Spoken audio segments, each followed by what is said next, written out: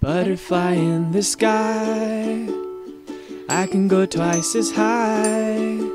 Don't be a jerk, you're not that great. I can read books. Reading Radio. Hello, dear listeners. This is Julian Weller, co-host of Reading Radio. It may interest you to know that while Grant Perdue and sometimes Mackenzie and I try very hard week after week to ensure Reading Radio's continual quality, every now and then one of us maybe bungles up and maybe forgets to, press record while we're live on air, impacting, of course, the quality of our podcast. It might be true that happened this week, and it might be very true that it was me who forgot to press record. As a result, we'll be starting this week's podcast partway through our first kids' book, read by Mackenzie Kessler. It's The Little Engine That Could, and we're just about to hear about a baby elephant. Then there were dolls with blue eyes and yellow curls, dolls with brown eyes and brown bobbed heads, and the funniest little toy clown you ever saw. And there were cars full of toy engines, airplanes, tops, jackknives, picture puzzles, books, and every kind of thing boys or girls could want. But that was not all. Some of the cars were filled with all sorts of good things for boys and girls to eat. Big golden oranges, red-cheeked apples, bottles of creamy milk for their breakfasts, fresh spinach for their dinners, peppermint drops, and lollipops for after-meal treats. The little train was carrying all these wonderful things to the good little boys and girls on the other side of the mountain. She puffed along merrily. Then all of a sudden she stopped with a jerk. She simply could not go another inch. She tried and she tried, but her wheels would not turn. What were all those good little boys and girls on the other side of the mountain going to do without the wonderful toys to play with and the good food to eat? "Here comes a shiny new engine," said the funny little clown who jumped out of the train. "Let us ask him to help us." So all the dolls and toys cried out together, "Please, shiny new engine, won't you please pull our train over the mountain? Our engine has broken down, and the boys and girls on the other side won't have any toys to play with or good food to eat unless you help us." But the shiny new engine snorted, "I pull you? I'm a passenger engine. I have just carried a fine big train over the mountain with more cars than you ever dreamed of. My train had sleeping cars with comfortable berths, a dining car where waiters bring whatever hungry people want to eat, and parlor cars in which people sit in soft armchairs and look out of big plate glass windows. I pull the likes of you? Indeed not!" And off he steamed to the roundhouse, where engines live when they are not busy. How sad the little train and all the dolls and toys felt. Then the little clown called out, "The passenger engine is not the only one in the world. Here's another engine coming, a great big strong one. Let us ask him to help us."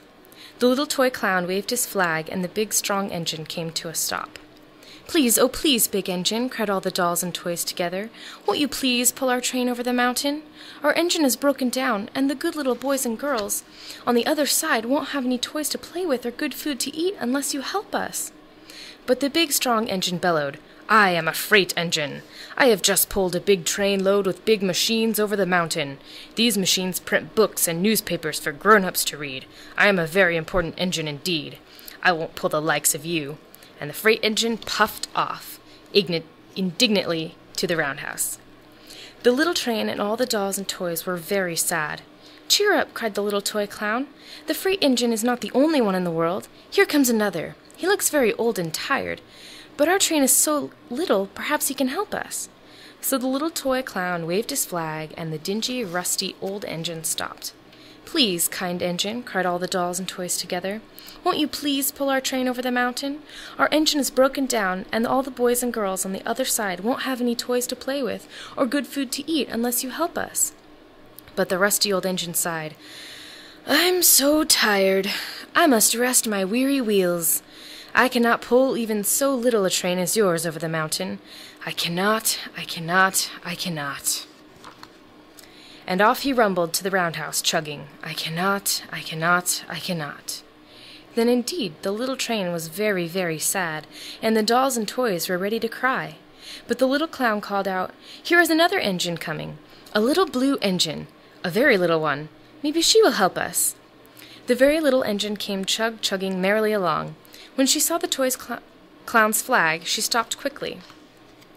"What is the matter, my friends?" she asked kindly. "Oh, little blue engine," cried the dolls and toys, "will you pull us over the mountain? Our engine is broken down, and the good boys and girls on the other side won't have any toys to play with or good food to eat unless you help us. Please, please help us, little blue engine." "I'm not very big," said the little blue engine. "They use me only for switching trains in the yard. I've never been over the mountain." "But we must get over the mountain before the children awake," said all the dolls and toys. The very little engine looked up and saw the tears in the doll's eyes, and she thought of the good little boys and girls on the other side of the mountain who would not have any toys or good food unless she helped. Then she said, "I think I can, I think I can, I think I can." And she hitched herself to the little train. She tugged and pulled and tugged slowly. Slowly, slowly they started off. The toy clown jumped aboard, and all the dolls and the toy animals began to smile and cheer. Puff, puff, chug, chug, went the little blue engine. "I think I can, I think I can, I think I can, I think I can, I think I can. I think I can, I think I can, I think I can, I think I can." Up, up, up, faster and faster and faster and faster the little engine climbed, until at last they reached the top of the mountain. Down in the valley lay the city. "Hooray, hooray!" cried the funny little clown and all the dolls and toys. "The good little boys and girls in the city will be happy because you helped us, kind little blue engine." And the little blue engine smiled and seemed to say as she puffed steadily down the mountain, "I thought I could, I thought I could, I thought I could, I thought I could, I thought I could, I thought I could." And that is the end of The Little Engine That Could by Watti Piper. I'm still loving the name Watti Piper. That is too cool. Up next is I Can Read With My Eyes Shut by Dr. Seuss. Excuse me. Dedicated to David Forthen, E.G., which stands for Eye Guy, apparently. I can read in red, I can read in blue, I can read in pickle color too. I can read in bed, in purple and brown, I can read in a circle and upside down. I can read with my left eye, I can read with my right, I can read Mississippi with my eyes shut tight. Mississippi, Indianapolis, and Hallelujah too. I can read them with my eyes shut. That is very hard to do. But it's bad for my hat and makes my eyebrows get hot. So, reading with my eyes shut, I don't do an awful lot. And when I keep them open, I can read with much more speed. You have to be a speedy reader because there's so much to read. You can read about trees and bees, and knees on trees, and bees on threes. You can read about anchors, and all about ants. You can read about ankles and crocodile pants. You can read about hoses and how to smell roses and what you should do about owls on noses. Probably sneeze. Young cat, if you keep your eyes open enough, oh, the stuff you will learn, the most wonderful stuff. You'll learn about fish bones and wishbones, and you'll learn about trombones too. You'll learn about Jake the pillow snake, and all about Fufu the snoo. You can learn about ice, you can learn about mice, mice on ice and ice on mice. You can learn about the price of ice. Nice ice for sale, 10 cents a pail. You can learn about sad and glad and mad. There's so many things you can learn about. But you'll miss the best things if you keep your eyes shut. The more that you read, the more things you will know. The more that you learn, the more places you'll go. You might learn a way to earn a few dollars, or how to make donuts or kangaroo collars. You can learn to read music and play a hutzet if you keep your eyes open, but not with them shut. If you read with your eyes shut, you're likely to find that the place where you're going is far, far behind. So, that's why I tell you to keep your eyes wide. Keep them wide open. At least on one side. Very good. That was I Can Read With My Eyes Shut by Dr. Seuss. And now it is time for our inspirational song break, which today, well, we have 3 really good choices. Mackenzie, should we do Hunting Tigers Out in India by the Bonzo Dog Doodah Band? Should we do After the Fox by Burt Bacharach? Or should we do Backseat by Brian John Appleby. Oh my goodness, those all have such good names. Yeah. But I think the Hunting Tiger one. Okay, here we go. Hunting Tigers out in India. And it looks like we might have a little time. We might do After the Fox also. Here we go, the Bonzo Dog Doodah Band.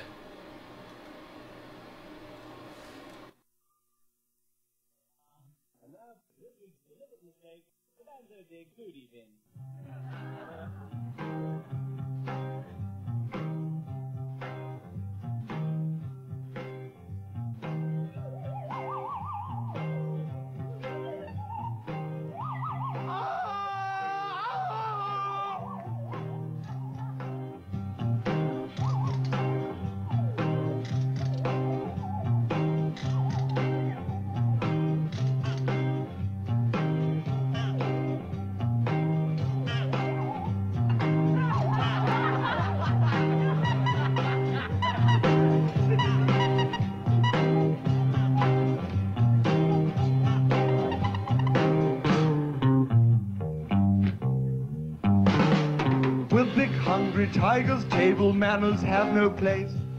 Dear, dear, dear, no, dear, dear, dear, no, dear, dear, oh dear, no. After they have eaten you all, they never say their grace. Dear, dear, dear, no, dear, dear, dear, no, dear, dear, oh dear, no. Hunting tigers can be ripping fun. Like three blind mice, see the hunters run. Hunting tigers out in India. Out in India, yeah. You all know how peevish tigers are. Out in India. They bite, they scratch, they make an awful fuss. It's no use stroking them and saying, puss, puss, puss. No, hunting tigers out in India.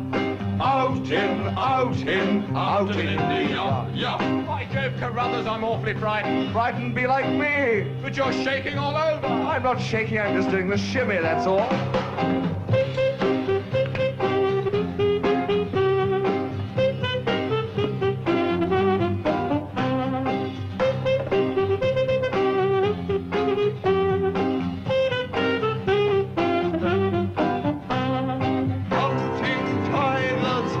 Ripping fun, like three blind mice see the hunters run. Hunting tigers out in India, out in India, yeah.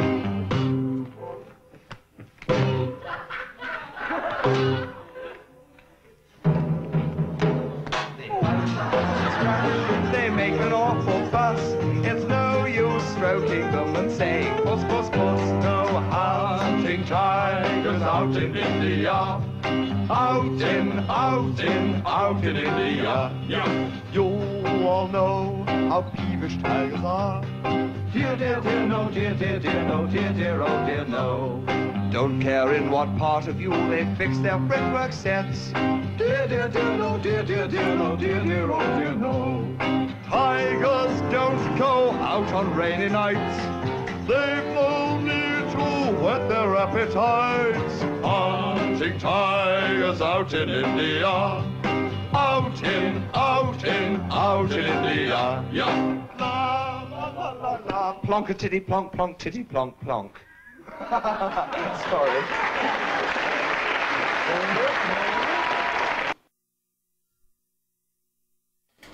And you're listening to Reading Radio on KWCW 90.5 FM Walla Walla. We're going to play one more song. It is called After the Fox by Burt Bacharach.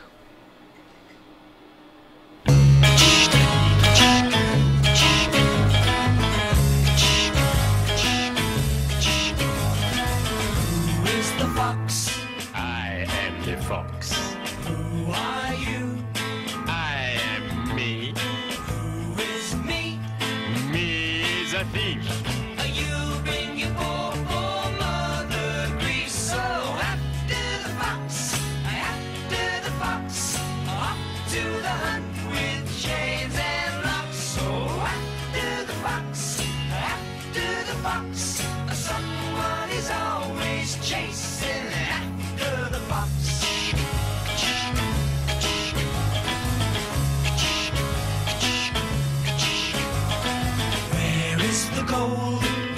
fox on the track. Where's the truck? I won't tell. You must tell. Then I will lie. You make your poor sister cry. So after the fox, up to the hunt with chains and locks. So after the fox, someone is always chasing after the fox.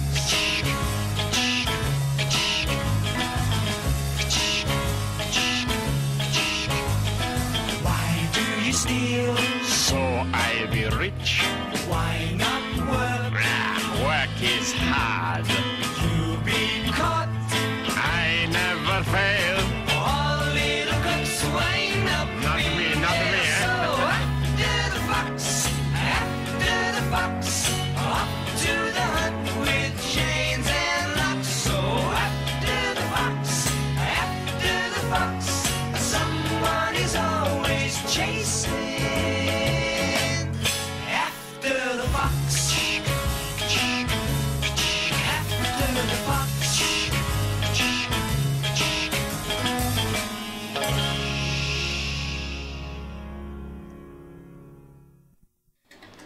That was After the Fox by Burt Bacharach. You're listening to KWCW 90.5 FM Walla Walla.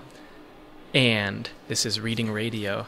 Now, one thing that we have forgotten to mention so far is that, as always, we have a lovely Tumblr. It's RERAWAWA.tumblr.com. So you could go there if you wanted and say in the ask box what kids' books you would like to hear read on the radio. And then Mackenzie or Grant or I would read it on Tumblr, and we would say, oh, or we would say, and then we would maybe get the book and read it, and you could hear one of your favorite kids' books on the radio. So if you go to rerewawa.tumblr.com and suggest a book, we will read it to you maybe, as long as it's not read by Samuel L. Jackson or a book like that. So now it is time for Chapter 8 of Who Could That Be at This Hour by Lemony Snicket. Chapter books are the bomb. Last time, a lot of stuff happened.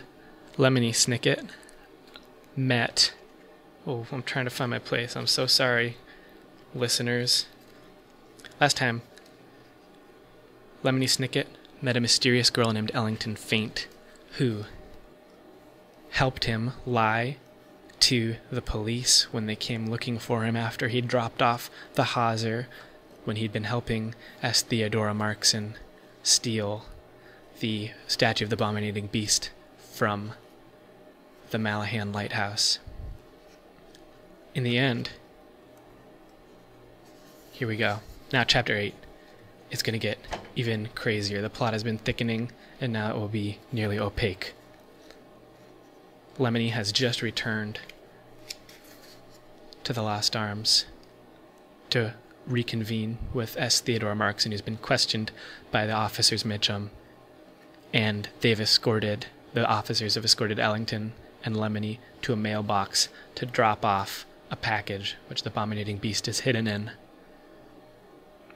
Stu made a high-pitched sound. Ellington has just pinched Stu the jerky boy. This is the last page of Chapter 7. Stu made a high-pitched sound certain boys find embarrassing, and we rode the rest of the way in silence. When we arrived in town, Mimi Mitchum brought the car to a squeaky halt and watched as Ellington and I dropped our packages in a lonely, scratched-up mailbox. The hinges of the mailbox door made a rough, unpleasant noise, and I was reluctant to drop my package in. "So you're reluctant," I said to myself. "Many, many people are reluctant. It's like having feet. It's nothing to brag about." The package made a muffled clunk as it landed, and we got back into the station wagon and drove the short, empty distance to the Lost Arms. I thanked the officers for the ride and gave Ellington a secret smile and a wave, and Stu nothing at all. The lobby of the Lost Arms was empty, except for Prosper Lost, who was murmuring something into the telephone. I stopped for a moment by the plaster statue of the woman without arms or clothes, and suddenly felt how tired I was. "Yes," I said to her, "I suppose I'm in trouble." And I headed up the stairs to see. Chapter 8. Scolding must be very, very fun, otherwise children would be allowed to do it. It is not because children don't have what it takes to scold. You only need 3 things, really. You need time to think up scolding things to say. You need effort to put these scolding things in a good order so that the scolding can be more and more insulting to the person being scolded. You need chutzpah, which is a word for the sort of show-offy courage it takes to stand in front of someone and give them a good scolding, particularly if they're exhausted and sore and not in the mood to hear it. S. Theodora Markson had all these things, plus a flowered nightcap over her wide, unrestrained hair, and I opened the door of the Far East Suite. And when I opened the door of the Far East Suite, she gave me a scolding I'm sure I don't have to describe. You have doubtless been scolded about being more careful with valuable objects, or not wandering off by yourself, or causing someone to be worried sick about you, even if they appear to have taken time out from being worried sick to take a bath and change into a nightgown. Your valuable object may not have been a statue of the abominating beast, and your wandering off may not have been dropping from a hawser into the trees below in the middle of a burglary, but otherwise Theodora's scolding of me was very much like all of the many scoldings all over the world. I stood in front of her and tried to make a face like I was listening carefully, and waited for the question that indicates a scolding is over. "Don't you have anything to say for yourself?" she asked me. "What happened when you arrived at the Salas mansion?" I asked.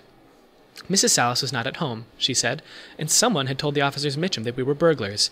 If I had been foolish enough to have been holding the statue, I likely would have been arrested and put on the train to prison." "I saw the red light from the Mitchum's car," I said. "That's why I dropped into the trees, so we wouldn't be caught. After the police questioned you, they found me, but with some help I managed to hide the abominating beast from them and drop it into the mailbox. We should receive it by morning." Theodora blinked back at me. "You promise?" I sighed. Every new promise was like something heavy I had to carry with no place to put anything down. "Yes." "You're still on probation," she said. "Get in bed. It's late." I went into the bathroom to brush my teeth. It is good to brush your teeth when you're angry because you brush harder and do a better job. I did not expect Theodora to understand what I had done, but I did expect her to be happier that I'd gotten us out of trouble. But it didn't matter who was right and who was wrong, I told myself. You're still sharing a dreary hotel room with an unreliable chaperone, Snicket. Get some shut-eye. It's a word which here means sleep. The sheets had spiky wrinkles, and the pillow felt like a bag of marbles, and I had a very lonely feeling, thinking of how few people knew where I was or could come to me if I were in trouble. But I was too tired to be sad about it. The next morning, I learned why our room was called the Far East Suite. It was located on the corner of the Lost Arms that was the farthest east, and so the very first rays of the sunlight came through the shutters and poked me in the eye. "Go play," I told the sunlight. "I'll catch up with you later." The sunlight insisted that I wake up right this very minute, so I sat up in bed and went into the bathroom to wash my face and change my clothes. Then I quietly let myself out of the Far East Suite and went down to the lobby, where Prosper Lost was standing behind the desk practicing his slippery smile. Rather than telling me that a package has arrived, he made me ask if a package had arrived, and then brought it out from underneath the desk. When I held it in my hands, my mood improved. I sat in the lobby for a few minutes to see if a woman with bad earrings would stop talking on the phone, but then gave up and decided to walk over to the library. Dashiell Qwerty was chasing a couple of moths out the front door. "Welcome," he said to me, his voice as deep as ever. "Can I help you?" "Good morning," I said.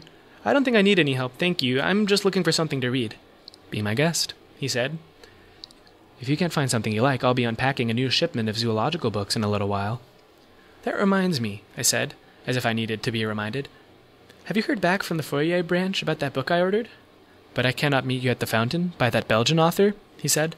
"No, nothing yet, I'm afraid, although I did receive a somewhat mysterious request from that very branch. Someone is looking for a book I've never heard of before." "What's it called?" Qwerty reached into a pocket of his jangly leather jacket and pulled out a card. "The author was Don T. Worry," he read out loud, "and the title is I'll Measure It By Myself. Sounds like a math textbook of some kind." "Could be," I said. "Say, can I request another title?" "Of course," he said. "From the Fourier branch again?" "Yes," I said. Qwerty took a pencil from behind his ear while I reminded myself for a moment that his ragged hairstyle was probably very attractive to somebody. "And the author of the book you're looking for?" "Please." "Please?" "Another Belgian," I said. "And the title is Be Careful, Very, Very Careful." "Please? Be very, very careful," the sub-librarian repeated. "Sounds like a scary story." "I hope it isn't," I said, and excused myself to find a book. I was in the mood for something I'd read already, and for an hour I sat in my usual spot and read about someone who was a true friend and a good writer who lived on a bloodthirsty farm where nearly everyone was in danger of some sort. It was a good book, and I was sorry to put it back on the shelf. On my way out, I found Cordy leaning over an open cardboard box, filling with a stack of books. "What are you doing?" I asked him. "Checking the jackets," he said. "You'd be surprised how often one book is slipped into the cover of another." "Really?" "Oh, yes," the sublibrarian said, with his usual blank look. "Very often you expect one thing from looking at the outside of it, but when you open it, there's something else entirely." My stomach walked down a few stairs. "Thank you," I said, and quickly got out of the library and sat on the steps in the morning sun. I looked at Ellington Faint's handwriting on the label of the parcel, which had a faint scent I couldn't quite place. It was something from her cottage. I looked out at the tall metal sculpture in the middle of the lawn, its shape still unreadable to me, and then I tore open all the newspaper and held the object in my lap.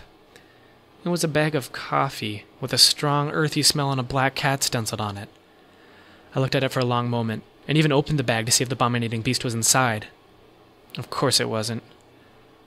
A car pulled up to the lawn, and I looked up to see Pip's smiling face behind the wheel of Bellerophon taxi.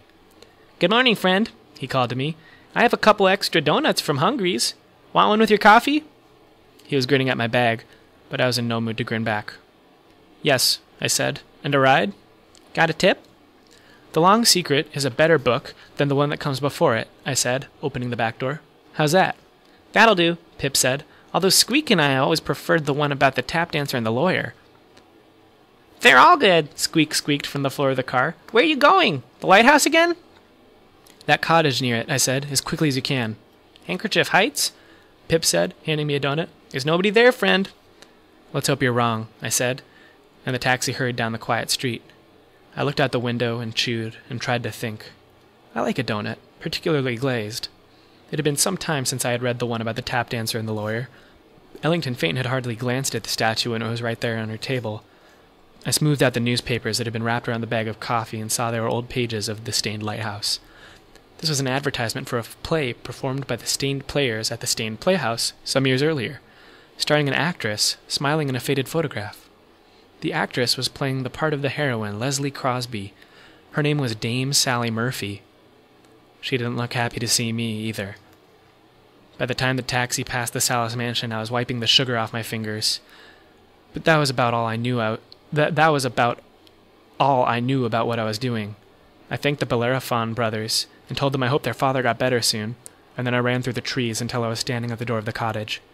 I knew at once that Ellington Faint was gone. Her suitcase was gone, and her music was gone. But Pip and Squeak were wrong. There was somebody there.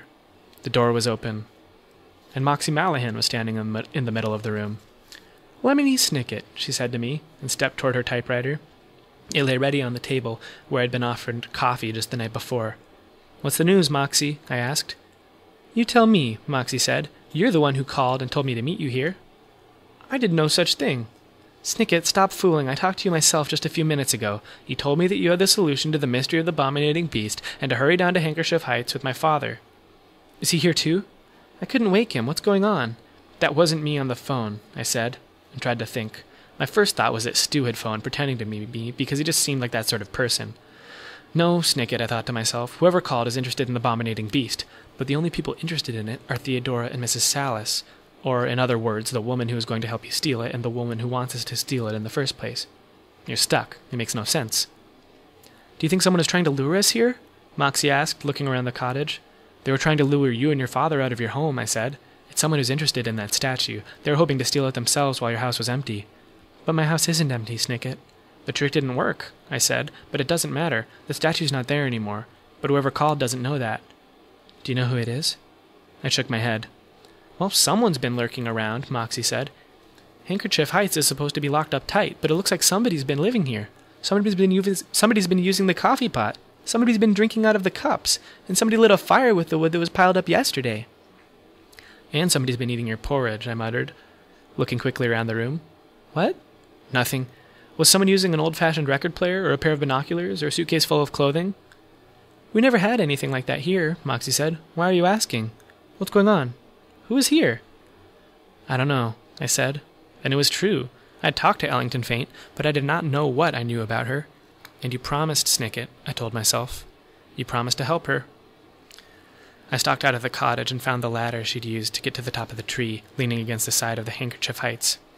I thought of the ladder I'd hidden in the bathroom of the Hemlock Tea Room and stationery shop.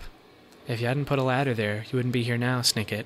You wouldn't be in this mess or this mystery or this messy mystery or this mysterious mess. You'd be deep in a hole in the city with a measuring tape your friend gave you, doing something else you'd promised to do instead. I got mad and kicked the ladder, and then realized that I was still holding the bag of coffee and threw it to the ground. It burst open. I picked up the torn paper of the bag so I wouldn't be littering, but there was nothing I could do about all the coffee in the grass. Maybe earthworms would want it. Theodora was probably drinking coffee right this minute, I thought to myself, waiting in the Far East Suite for me to bring her the statue I'd promised would be there in the morning. No wonder I was still on probation. I stared at the ripped, stenciled cat in my hands, and then out at the enormous, eerie view of the clusterous forest. I imagined it had been a pretty view of the sea back when the sea had been here. The water would have been very choppy with small patches of foamy white waves darting this way and that, like handkerchiefs, I thought, and the newspapers on the hawser flapping in the breeze would have looked like handkerchiefs too. Washerwoman, she'd said. Laundry. Ellington Faint was a liar. I glared out at the rustling seaweed for quite some time. Sometimes you have the time, the effort, and even the chutzpah to give somebody a good scolding, but there's nobody around who deserves it. Moxie came up behind me and put a hand on my shoulder. So? She asked. So? What's going on, Snicket? Who do you think was living in the cottage? How do you think they broke in? When do you think they got here? I didn't reply, but when I turned to face Moxie, she didn't look interested in the answers to these questions. She wasn't even looking at me. Instead, her eyes were focused everywhere else, as if she were scanning for the answers at the lighthouse, or back in the cottage, or down a ways in the Salas mansion, or off the edge of the cliff where I'd first arrived in Stained by the Sea. She then asked a new question, and this question had my full attention. It is a question I had been asked 3 times before, and each time the answer was unpleasant. The answer is always unpleasant, because it is an unpleasant question. Where's that screaming coming from? Is what she asked. And that's Chapter 9 of Lemony Snicket's Who Could That Be at this hour? Mysteries are about to start to be solved. But now, it is time for Mackenzie Kessler to pick up Harry Potter and the Sorcerer's Stone. Last time we were with Harry, he was in Diagon Alley with Hagrid, and they bought his books and robes for school, as well as his wand, and he also got an owl named Hedwig. But school doesn't start for another month, so he has to go back with the Dursleys. Boo. Yes. So we're going to start up with Chapter 6, The Journey from Platform 9 3/4. Harry's last month with the Dursleys wasn't fun. True, Dudley was now scared of Harry, so scared of Harry he wouldn't stay in the same room, while Aunt Petunia and Uncle Vernon didn't shut Harry in his cupboard, force him to do anything, or shout at him. In fact, they didn't speak to him at all. Half terrified, half furious, they acted as though any chair with Harry in it were empty. Although this was an improvement in many ways, it did become a bit depressing after a while. Harry kept to his room with his new owl for company. He had decided to call her Hedwig, a name he had found in a history of magic. His school books were very interesting. He lay on his bed reading late into the night, Hedwig swooping in and out of the open window as she pleased. It was lucky that Aunt Petunia didn't come in to vacuum anymore, because Hedwig kept bringing back dead mice. Every night before he went to sleep, Harry ticked off another day on the piece of paper he had pinned to the wall, counting down to September the 1st. On the last day of August, he thought he'd better speak to his aunt and uncle about getting to King's Cross Station the next day, so he went down to the living room where they were watching a quiz show on television. He cleared his throat and let him know he was there, and Dudley screamed and ran from the room. Uncle Vernon? Uncle Vernon grunted to show he was listening. I need to be at King's Cross tomorrow to go to Hogwarts. Uncle Vernon grunted again. Would it be all right if you gave me a lift? Grunt. Harry supposed this meant yes. Thank you. He was about to go back upstairs when Uncle Vernon actually spoke. Funny way to get to wizard school. The train. Magic carpets all got punctures, have they? Harry didn't say anything. Where is this school, anyway? I don't know, said Harry, realizing this for the first time. He pulled the ticket Hagrid had given him out of his pocket. "I just take the train from platform 9 3/4 at 11 o'clock," he read. His aunt and uncle stared. "Platform what?" 9 3/4. "Don't talk rubbish," said Uncle Vernon. "There's no platform 9 3/4. But it's on my ticket." "Barking," said Uncle Vernon. "Howling mad, the lot of them. You'll see. You just wait. All right, we'll take you to King's Cross. We're going up to London tomorrow anyway, or I wouldn't bother." "Why are you going to London?" Harry asked, trying to keep things friendly. "Taking Dudley to the hospital," growled Uncle Vernon. "Got to have that ruddy tail removed before he goes to Smeltings." Harry woke at 5 o'clock the next morning and was too excited and nervous to go back to sleep. He got up and pulled on his jeans because he didn't want to walk into the station in his wizard's robes. He'd change on the train. He checked his Hogwarts list yet again to make sure he had everything he needed. He saw that Hedwig was safely shut in her cage, and then paced the room, waiting for the Dursleys to get up. 2 hours later, Harry's huge, heavy trunk had been loaded into the Dursleys' car. Aunt Petunia had talked Dudley into sitting next to Harry, and they had set off. They reached King's Cross at 10:30. Uncle Vernon dumped Harry's trunk onto a cart and wheeled it into the station for him. Harry thought this was strangely kind until Uncle Vernon stopped dead, facing the platforms with a nasty grin on his face. "Well, there you are, boy. Platform 9, platform 10. Your platform should be somewhere in the middle, but they don't seem to have built it yet, do they?" He was quite right, of course. There was a big plastic 9 over one platform, and a big plastic number 10 over the one next to it, and in the middle, nothing at all. "Have a good term," said Uncle Vernon, with an even nastier smile. He left without another word. Harry turned and saw the Dursleys drive away.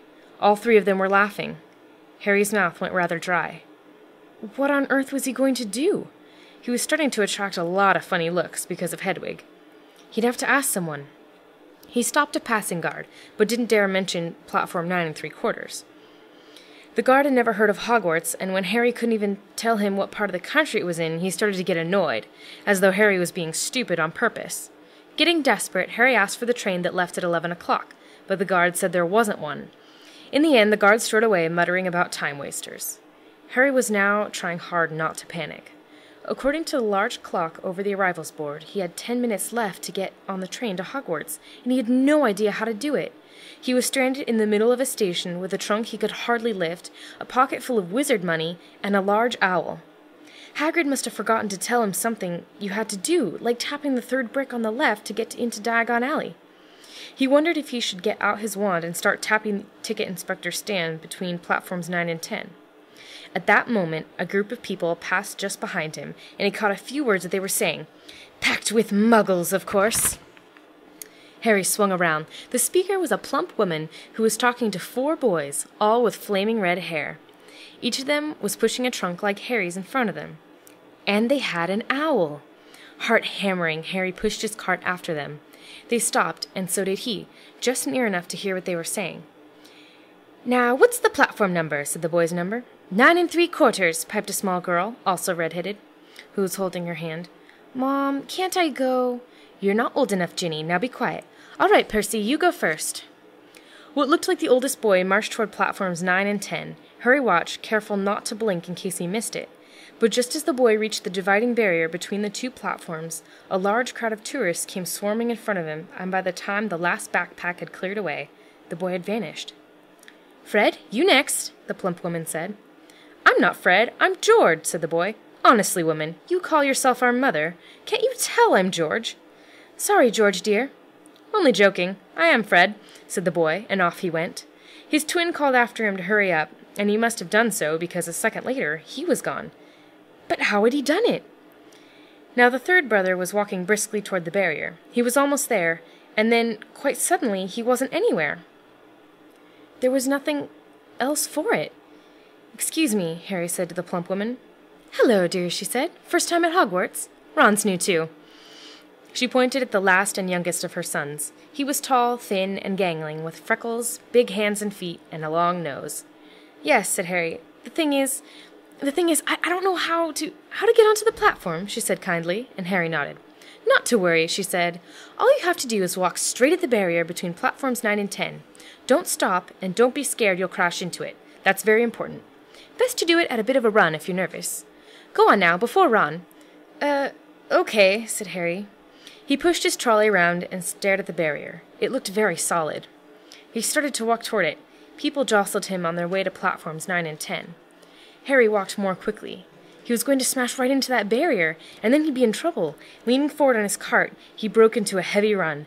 The barrier was coming nearer and nearer. He wouldn't be able to stop. The cart was out of control. He was a foot away. He closed his eyes, ready for the crash. It didn't come. He kept on running. He opened his eyes. A scarlet steam engine was waiting next to the platform, packed with people. A sign overhead said Hogwarts Express, 11 o'clock. Harry looked behind him and saw a wrought iron archway where the barrier had been, with the words, Platform 9 3/4 on it. He had done it. Smoke from the engine drifted over the heads of the chattering crowd, while cats of every color wound here and there between their legs. Owls hooted to one another in a disgruntled sort of way over the babble and the scraping of heavy trunks. The first few carriages were already packed with students, some hanging out of the window to talk to their families, some fighting over seats. Harry pushed his cart off down the platform in search of an empty seat. He passed a round-faced boy who was saying, "Gran, I've lost my toad again." "Oh, Neville," he heard the old woman sigh. A boy with dreadlocks was surrounded by a small crowd. "Give us a look, Lee, go on." The boy lifted the lid of a box in his arms, and the people around him shrieked and yelled as something inside poked out a long, hairy leg. Harry pressed on through the crowd until he found an empty compartment near the end of the train. He put Hedwig inside first, and then started to shove and heave his trunk toward the train door. He tried to lift it up the steps, but could hardly raise one end, and twice he dropped it painfully on his foot. "Want a hand?" It was one of the red-haired twins he'd followed through the barrier. "Yes, please," Harry panted. "Oi, Fred, come here and help." With the twins' help, Harry's trunk was at last tucked away in the corner of the compartment. "Thanks," said Harry, pushing his sweaty hair out of his eyes. "What's that?" said one of the twins suddenly, pointing at Harry's lightning scar. "Blind," said the other twin. "Are you?" "He is," said the first twin. "Aren't you?" he added to Harry. "What?" said Harry. "Harry Potter," chorused the twins. "Oh, him," said Harry. "I mean, yes, I am."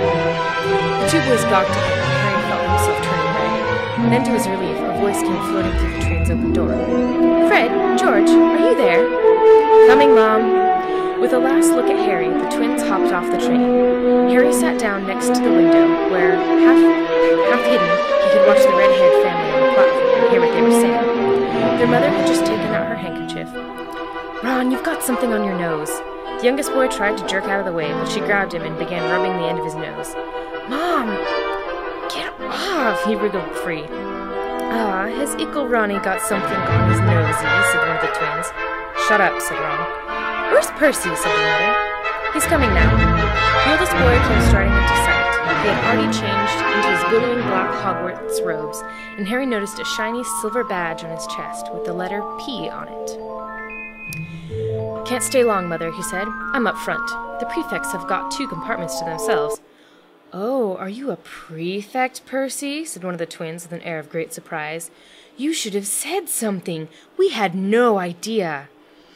"Hang on, I think I remember him saying something about it," said the other twin. "Once, or twice, a minute, all summer." "Oh, shut up," said Percy, the prefect. "How come Percy gets new robes anyway?" said one of the twins.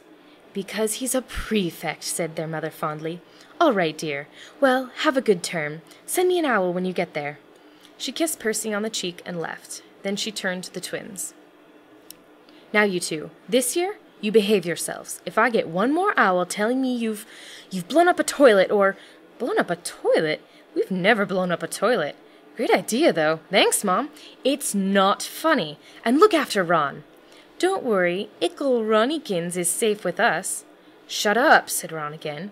He was almost as tall as the twins already, and his nose was still pink where his mother had rubbed it.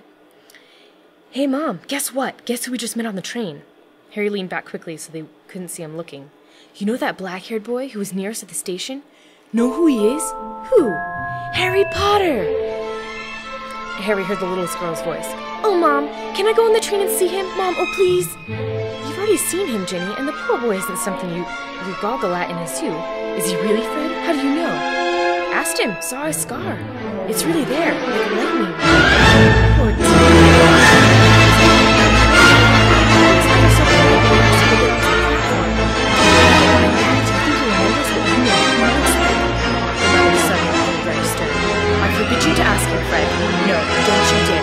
as though he needs reminding of that on his first day of school. All right, keep your hair on. A whistle sounded. Hurry up, their mother said, and the three boys clambered onto the train. They leaned out of the window for her to kiss them goodbye, and their younger sister began to cry. Don't, Ginny. We'll send you loads of owls. We'll send you a Hogwarts toilet seat. George. Only joking, Mom. The train began to move. Harry saw the boy's mother waving and their sister, half laughing, half crying, running to keep up with the train until it gathered too much speed, and she fell back and went. Harry watched the girl and her mother disappear as the train rounded the corner. Houses flashed past the window. Harry felt a great leap of excitement. He didn't know what he was going to do.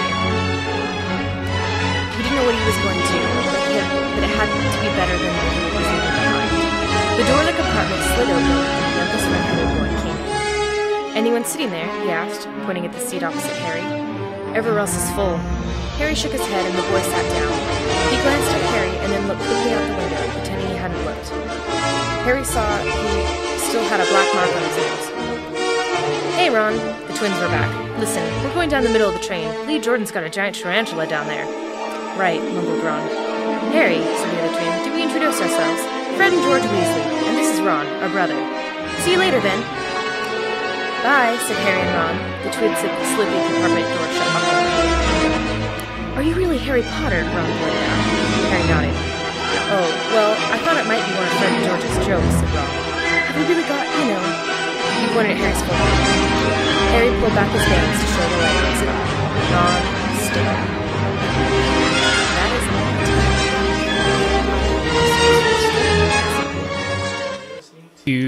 And you're listening to KWCW 90.5 FM Walla Walla. Tune in next week and hear some more great books. We'll pick up more in Lemony Snicket and in Harry Potter. So, thanks for listening. And we have a lovely outro song for you at some point.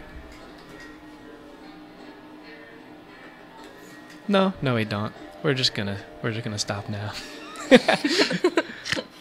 Have a good week. Thanks for listening to Reading Radio. Bye-bye. Psych, you can do whatever you want in a podcast. Here's Brian John Appleby, Backseat.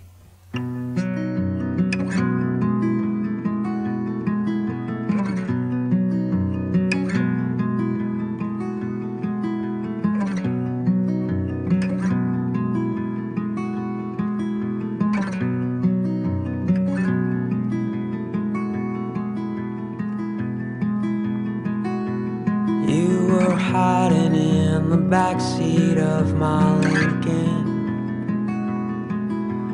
underneath the blanket with your head against the door.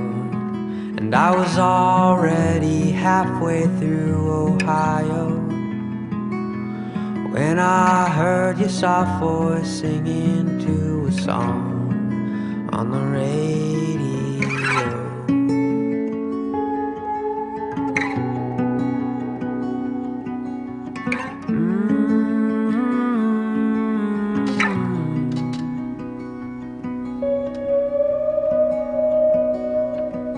I crept out in the darkness of the morning, past our sleeping father, a cold cigar lying at his feet. He was surrounded by his books down in the parlor,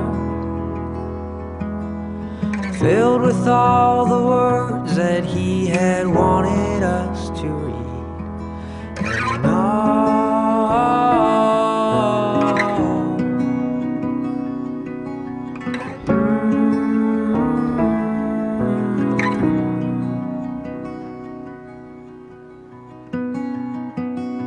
And this is not an old American story about the rugged man who came out from the east.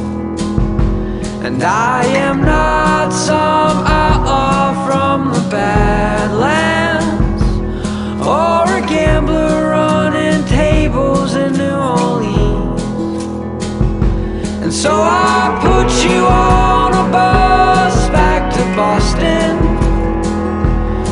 some money in your shoe for a meal,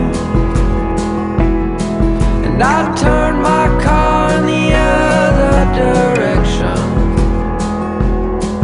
just hoping that I hear a note from the back seat.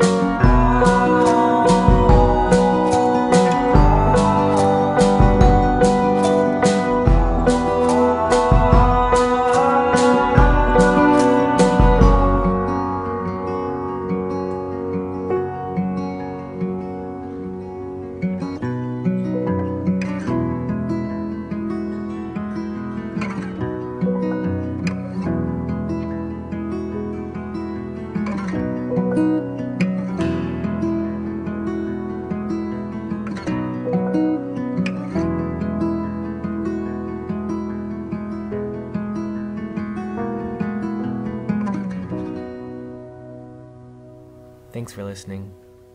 Bye-bye.